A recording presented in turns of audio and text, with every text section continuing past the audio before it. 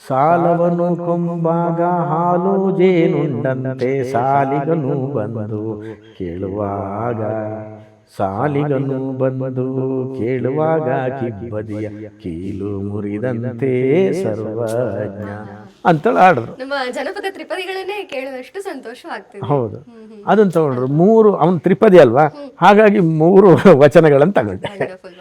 ಕಗ್ಗದ ತಗೊಂಡು, ಕವಿಗಳನ್ನು ತಗೊಂಡು ಹಿಂಗೆ ಮುಂದೆ ಹೋಗಬೇಕಾದ್ರೆ ಒಬ್ಬ ಮಹಾನ್ ವ್ಯಕ್ತಿ, ಅವಧೂತನನ್ನು ಮರೀಲಿಕ್ಕೆ ಸಾಧ್ಯವೇ ಇಲ್ಲ ಕರ್ನಾಟಕ, ಅದು ಸರ್ವಜ್ಞ. ಖಂಡಿತ ಗುರುಗಳೇ. ಹಾಗಾಗಿ ಆ ಸರ್ವಜ್ಞನ ಪದವನ್ನು ಸಹ ನಾವು ತಗೊಂಡಿದ್ವಿ. ಆಕ್ಚುಲಿ ಸರ್ವಜ್ಞನ ಪದಗಳನ್ನ ಸಂಗೀತಕ್ಕೆ ಬಳಸೋದು ಕಷ್ಟ, ಅಥವಾ ಹಾಡೋದು ಪ್ರಯೋಗನೂ ಕಷ್ಟ ಅಂತ ಹೌದು ಹೇಳ್ತಾರೆ. ಹೌದು ಆದ್ರೆ ಅದು ಕೂಡ ನೀವು ಇಲ್ಲಿ ಹೌದು ಹೌದು ಅದನ್ನು ತುಂಬ ಚೆನ್ನಾಗಿ ಹಾಡಿದ್ದಾರೆ. ಅದಕ್ಕೆ ಏನು ಹಾಡೋದು, ಅವ್ರು ಹೆಂಗೆ ರಾಗ ಅಂತ ನನಗೆ ಗೊತ್ತಿಲ್ಲ. ನನ್ನ ತಲೆಗೊಂದು ಏನೋ ರಾಗ ಬಂತು, ಆ ಹೆಣ್ಮಕ್ಳ ಹತ್ರ ಹಿಂಗೆ ಹಾಡ್ರಮ್ಮ ಅಂತಂದೆ. ನಾನೇ ಸಂಯೋಜನೆ ಮಾಡಿದೆ. ಅದಕ್ಕೊಂಚೂರು ಮ್ಯೂಸಿಕ್ನ ಚೆನ್ನಾಗೆ ನಮ್ಮ ಪ್ರವೀಣ್ ಡಿ ರಾವ್ ಅವರು ಜೋಡಿಸಿದ್ರು. ತುಂಬ ಚೆನ್ನಾಗಿ ಬಂತು. ಆ ಹೆಣ್ಮಕ್ಳು ತುಂಬ ಚೆನ್ನಾಗಿ ಹಾಡಿದ್ರು.